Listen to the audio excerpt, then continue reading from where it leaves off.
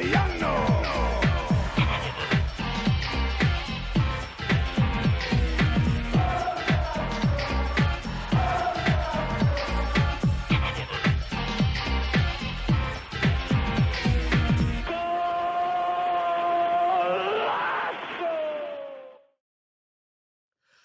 Hello, everybody. My name's Brighton, and welcome to the Lancaster Lions Final Podcast. And I'm joined today by Alex Price. Hello. And Simon, our special guest. Good morning, guys. Thank you very much for having me on. No worries at all. So I'm really, really kind of nervous and a little bit excited about what you're going to be asking me today. We've got some good questions for you, Simon. It's all related to football. Okay, I really enjoy that. So, and who would like to ask me the first question? I'll ask you the first question, if that's all right with you, Simon. Of course, Cam. Okay, the first question is: who is your football manager idol to become a football manager, and why is that? I've got quite a few actually. So my first one is Sir Alex Ferguson. Just an unbelievable manager, man manager. Motivated his individuals and his players, and won everything in the game. Just a never say die attitude. Never quit. Ever. Always playing to the last second of injury time.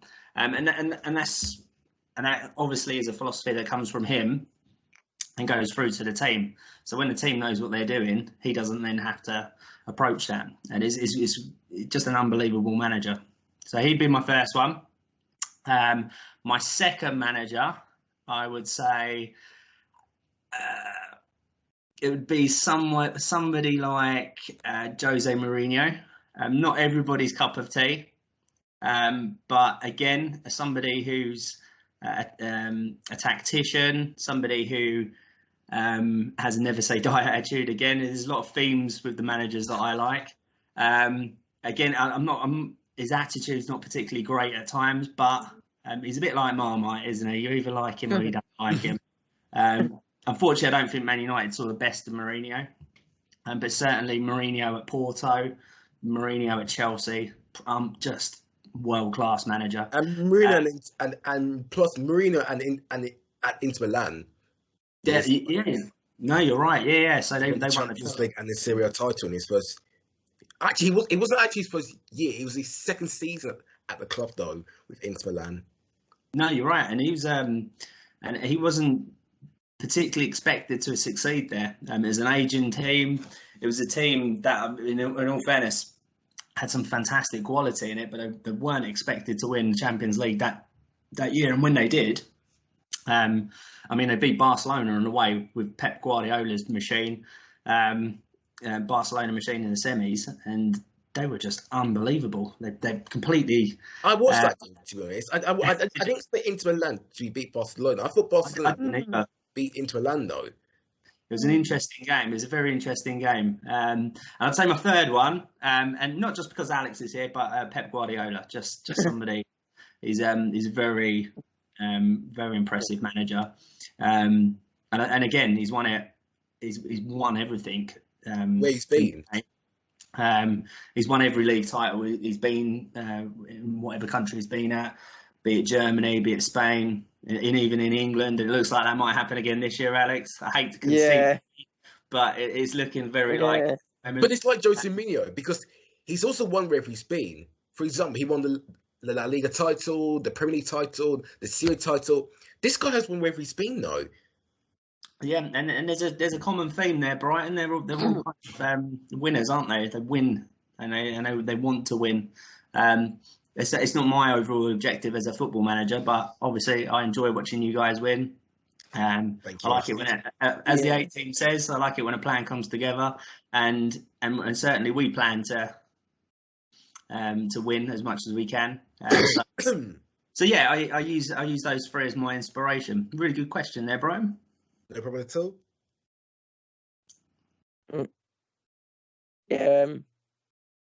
I've got a question. Let's go for it, Alex. What? when did you start coaching?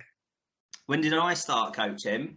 Yeah. So actually, Lancaster Lions are my first football team. So Yeah. I'm very new to football coaching. I've coached football teams previously, school football teams, but Lancaster Lions are my first football coaching post. Okay. Yeah. So it's quite a nerve-wracking challenge, but it's something that I really enjoy doing. So and you guys make it really worthwhile. Yeah. So what was it like for you to become a football coach? And if there were some other people who want to try new to become a football coach, what advice would you give them? Okay, yeah. So for me, I've always enjoyed the coaching aspect of football. I played football when I was younger, and I played it in my teens, and even in my 20s. But I'd always had a fascination with coaching. I think that came from like playing games like FIFA, and you can coach your own teams, and it started off there for me, and then moved on to something called Championship Manager. I don't know if you've heard of that. No. I'd take a team from the lower leagues and I'd get them into the Champions League and win the Champions League. Wow. I think I'm the only person to take Chelmsford City from National League South to the Champions League. That must look like a lot of hard work to get. That must be a lot of hard work for any non-league team, for a team like Chelmsford, like Yeovil, to get from the National League all the way to the Premier League and play in the Champions League. Definitely. That must be a lot of hard work. It must be a lot of hard work for any manager to get a non-league team to play from non-league all the way to the Champions League. I mean, obviously it's a game, but I took inspiration from that because actually I enjoyed the tactical positions and things like that you have to put in play, and different training and training different players, and obviously it's on a virtual scale. So actually applying that and putting that into you guys and being able to coach you on a weekly basis has been a really enjoyable moment for me. And the second part of your question, so those that are interested in getting into coaching, I'd suggest. Yeah, that's right. So how would you? So I'd suggest to volunteer first. So volunteer at a local football club, whether that's just watching, observing coaches, whether that is being able to physically take part, maybe leading a warm-up, maybe being part of that warm-up, and just taking different tips. Because the way that coaches approach different things it ranges from different people. Now, for me, I like to go out and watch as many people coach as possible because I get ideas, I get inspiration, and I then use that in my own coaching. Sometimes you'll watch somebody coach and you won't get anything from it, but there might be that one time where you go to a coaching session and you pick up something that is invaluable, and then you use that in your own coaching sessions, and it becomes a success. So you recycle all of the really good ideas, and you can blend it into your own style of coaching or teaching. And right. So yeah, I'd suggest as much as possible get out and at the very least observe, and if you can, take an active role in the coaching as well. So definitely ask questions. Keep always ask questions, because that gives you again an insight into how a coach's mind works, and again it gives you a bit more knowledge as well.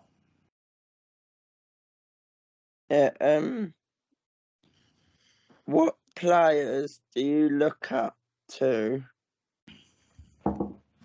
So generally, like historically, so players that I've always enjoyed watching. So I'm a Man United fan, so it's got to be top heavy with United players, I'm afraid, Alex. So I really enjoyed watching Andy Cole when I was younger. So he was a striker, absolutely lethal striker. Scored from any position, just a great player to watch. I also like Beckham as well. He's a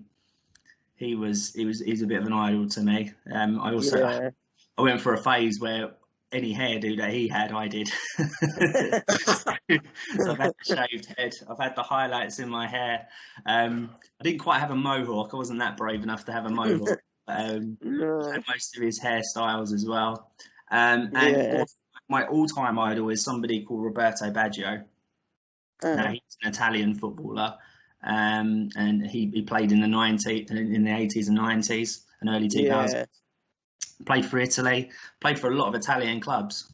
Played for Juventus, Fiorentina, Milan, Inter, Fiorentina, and then he finished his career in Brescia. And he was just a magnificent player, so skillful. Could take an amazing free kick. He's well known for missing the last penalty in the World Cup final in '94, which is a bit of a shame for him because he was having a really good tournament up until that moment. But it's those moments that unfortunately can happen in football. But unbelievable player, really, really, really good. Yeah.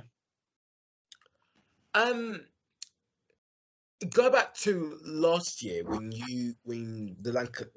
before the Lions were actually formed. Yep. How did you? We went to Park Lane to play against Canby Arden FC Soccerability, and how did you feel about having the Lions being formed as an official Essex FA Soccerability League team? And if so, what was it like for you to inform the Lions to become an official Soccerability League team? So it was something that I wanted to put into place for quite a long time. So rewinding a little bit, we officially formed as a school team, didn't we? Yeah. Where we had a college part of that team and a school part of that team. So we had about eight players in each squad, didn't we? And we played Soccerability events either at Romford or at Cedar Hall, and they were really good litmus tests for me to see how you guys could cope with the competitiveness of Soccerability, because it is competitive, and you will have moments where you might lose a game. There will be moments you win, and for me it was to see how you coped with that, because I wouldn't put you into an environment where you'd really struggle to cope with a bad defeat. Now I've seen you guys do that now, and you cope with it really well. So the next logical step was to move on to a Soccerability team, which you could take part in over a weekend. So Canby Island fixture was an interesting fixture, because it was the first time that we had played 7-a-side, wasn't it? Yeah. For you guys, you'd never played it before in a competitive environment. There was always 5-a-side. It was always on a small pitch, and at Park Lane, it was half the pitch, wasn't it? It was. Yeah. Would you, at the start of next season, would you expect some 7-a-side matches? And before the start of the league season, are you expecting some friendly matches? Because,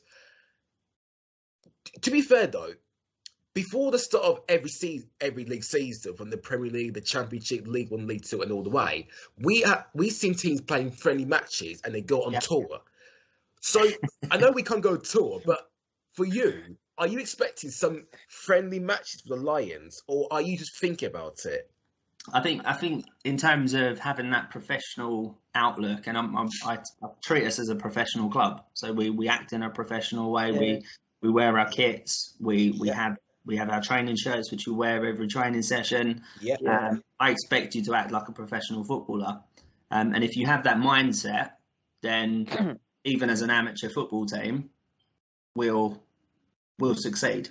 And in that, I'd love to arrange fixtures. Definitely. I think that's a really important learning curve as well. We'll have players that will either recruit at the end of the season, or we'll have players that are eligible to play at the end of this season.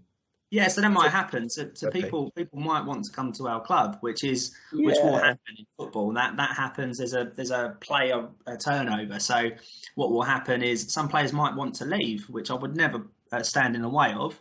But some players might want to come in. Play with us.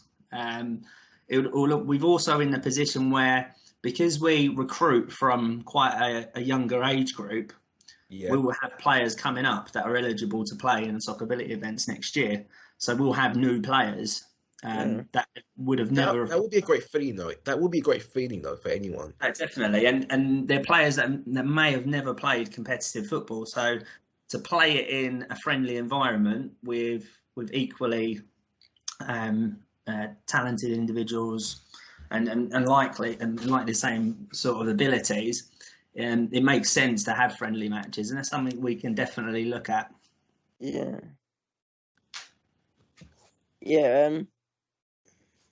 How long have you been playing football for? How long have I played football for? So I started playing football. I think as soon as I could walk, as soon as I got football in front of me, I was kicking it in a direction. Whether it was in the right direction, I don't know. But I've been kicking. I've been playing football since since I was really young. I initially played for a football team called the Wooden Radars in South Ferries, and I played with them pretty much for my whole footballing career. I played for school teams. I played for college teams, uni teams. Yeah. So I've always had a keen interest. Unfortunately, I wasn't that blessed with footballing skills. So so I was always destined for a coach's or a manager's role. Yeah. Okay. Another question for me is, in the future, are you expecting, regarding on the Lancaster Lions, are you expecting to have a ladies football team? Because there was, because yes, this is so this is something that I'd definitely like to push. I think in terms of inclusion, we need to have both male and female teams playing. Yeah. I think it's true. That is actually quite true, though. I think it's something at the moment that that is being pushed generally in the professional landscape. So you have a female or a women's team, say for Man United, and you have the male Man United team. Yeah. And they're both a professional outfit. So if we're acting like a professional club, we have a men's team or a male's team. We need to have a female team, and that's something that I'd like to do in the future. In terms of that, it is all to do with recruitment. So if we can recruit, enthusiastic and keen females that would like to come and play for the team, we can get them into training, and we'll see what they can do. Yeah. And are you expecting any ages from, like, for example, like 14, 19, 20, and so on for the female football team? I think for us, we need to we start off at 14. So 14, we start off with 14, and our oldest player is 40. So there's a huge age gap there at the moment. Wow. But for me, for football, it hasn't always been about the competitive side of things. So if somebody comes to me and says, I just want to play football, I just want to have a kick around with my friends, I want to have that social element, that means more to me than the competitive side of things, because I think we need to get more people out there playing football. Certainly Soccerbility, it has to happen. And we will recruit as many people as we can and to do that. Again, I would never stop anybody wanting to play competitively, because that is just another aspect of what we offer. So we will have people that just want to play and train, and people that will want to do that on a competitive side. And I will push and promote either way. Yeah. Yeah. What do you hope to achieve for the Lancaster Lions in the future? So in the future, some of the things that I'd like to do is I would again, as Brian said and echoed, I'd probably say is to introduce a female team. I think we need to be pushing that and promoting that as much as possible. Yeah, because that would be a great idea for women who are into football and interested in playing for the Lions. Yeah, definitely. I also want to increase the amount of training sessions. So we'd have two different ability sessions. So we'd have a group that just want to play, just want to enjoy and learn a little bit about football, and then I'd have the squad, the competitive element of a training session as well. So I also would love to get you guys on a football tour. So whether that's obviously at the moment, travel's a bit difficult. But if we could get a tour within the UK to another soccer ability team that would be somewhere, that would be amazing. That would be a great feeling of any of us. It kind of ties in with what you were saying, Brighton, about getting friendly games, because that could be our pre-season, is finding teams. So would you say at the start of next season you tend to do that? Or would you in the future, though, if it's not next season, I'd love to do that, Brighton. I think we have to obviously be aware of COVID and the impact that it is happening. We're fortunate in the fact that we can still play football. Not everybody's got that opportunity, so there are amateur football clubs out there at the moment that haven't played football this year, and so we're very fortunate in that aspect. So I wouldn't want to be too greedy at this moment in time, because but it's certainly something I've got on the radar. I want to certainly have 2 teams playing soccer football events at 2 different sports. So I think that's something I'll be looking for the future. I'll also be increasing the amount of patrons that we have for the club. So and again, I'll be looking very in depth on that. We've got Brian Ryan. Shout out to you. We got Taylor Made, so shout out to you as well. So we've got two patrons at the moment, but it's something that I'd really like to increase, so that we have those like-minded people involved in the football club, because it makes it means that we can work together collaboratively to make the team better, and also to work with those types of people of a like mindset is really important. I mean, other than that, maybe win the Champions League. Should we win the Champions League with the Lions? We'll get us into the Chelsea and win the Chelsea for you. Okay. Can you describe how you, as a manager, how you would go about developing a game plan? So when it comes to Soccerability League matches, can you describe how you would go about developing a game plan? Well, the problem we have is we don't get any prior footage, do we? So we don't get any insight into the other players. So we don't get an idea of how certain players work. So a lot of the time, it's kind of in the moment. It's in the moment how I'd have to develop a game plan. So, for example, one example that I saw at the last Soccerability was a player was standing up front holding the ball up, and our 2 defenders were really struggling with his physical presence. So one of the things I said to one of our defenders was, let him have the ball. Don't let him bully you off the ball. So let him have the ball and stand back. And what was happening was he was taking the shot, and from there we were just blocking all the time. So he went from being able to physically move one of our players off the ball and having a shot at you, Brighton, to that not happening. And that was just in the moment game plan. I do have general game plans that I like to use, and I'll talk through those individually with the players. So if we've got a particularly athletic team that we're playing, I like to close people down. So I like to press, and I like to, because it's 5-a-side, it's really challenging with the press game. And actually having more players I find it a lot easier. So 5-a-side I find really challenging as a manager. But I would get certain players to double up on players that are on the ball quite a bit in 5-a-side. Right. Rotation of positions are really important. So, for example, we haven't just got set defenders. Those defenders will have the opportunity to attack and exploit space and things like that. And your role, Brighton, I've said to you a lot of the time, you're not just a goalkeeper, are you? No, I'm not. You have to distribute the ball. You have to be really good with your feet, which is just so important. So important, because actually you then become an extra player on the pitch if you can. Absolutely. You can pass the ball up to your midfielder, up to your attacker, or even just that kind of ball splitting through ball that will part those defenders, because again, five-a-side, there's lots of space and space that can be created through very subtle movements.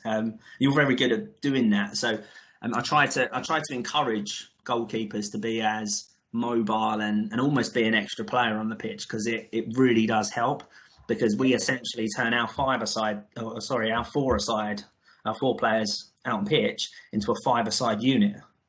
Whereas not all goalkeepers do that, which I noticed at the Soccer Ability event. So it's something I definitely will push moving forward, and making sure our goalkeepers, and obviously both of you are goalkeepers. It's really important that both of you are really good at using your feet, because it is that's part of modern goalkeeping. Yeah, it's true though. It's not just goalkeeper. Goalkeepers should be on the pitch all the time. Well, not all the time. Well, I mean, I don't know, to be honest. I don't know. Should that be all the time or not all the time? So it's interesting for you, Brighton, because you actually don't mind being out on pitch, do you? I don't mind it. You're a bit of a versatile player for me, because I can say to you, can you go up front for me? Yeah. Can you be a bit of a nuisance to their defenders, because you close the ball down. You close the ball down really, really well. And I can give you that responsibility, and I know that you're going to do that job. And even as a goalkeeper, you close down the ball really well. So it's those sort of skills. If you can transition them from one position to another on the pitch, it makes the team work really, really well, because we can then adapt to different scenarios. So if we've got that big target man up front. And a lot of teams will play that. They have a big fella up front and ball up to his feet, and they'll try and bully defenders. You'll also get the whippet type of players that are just really, really fast and athletic. And again, we'd have to adjust our game plan accordingly to that. So that might be where I'd double up someone. I'd double up on that player. So I'd get two. I'd get perhaps somebody of similar speed to double up on him, with somebody who can then tackle or intercept the ball and then move that forward. Because again, if you start to eliminate those sort of sources, that other team find it really hard to attack. And what you will end up having is we get that turnover of possession. We can then attack. One of the things I like to do is counter attack. So I love to counter attack on the ball. So we'll absorb the pressure and then we'll attack afterwards. It's something that we implemented quite well at the last Soccer Ability. And that's something I'd like to move forward with, definitely, is the counter-attacking. Yeah. Okie dokie. Right. Okay, that is it for today's Fun podcast. Thank you so much to our special guest, Simon.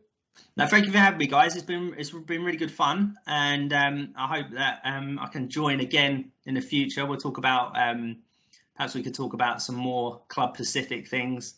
Man United, Man City. Okay, that would be good. Depending on this age is, you never know. Man United might be champions at the end of the year. We might be celebrating 21 Brighton.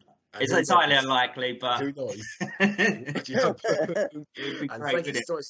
And thank you so much to Alex. Thank you. No worries at all. And thank you to me. And we will see you in the next Lions Final Whistle podcast. Thank you. Until then, guys. Take care. Bye-bye. See ya.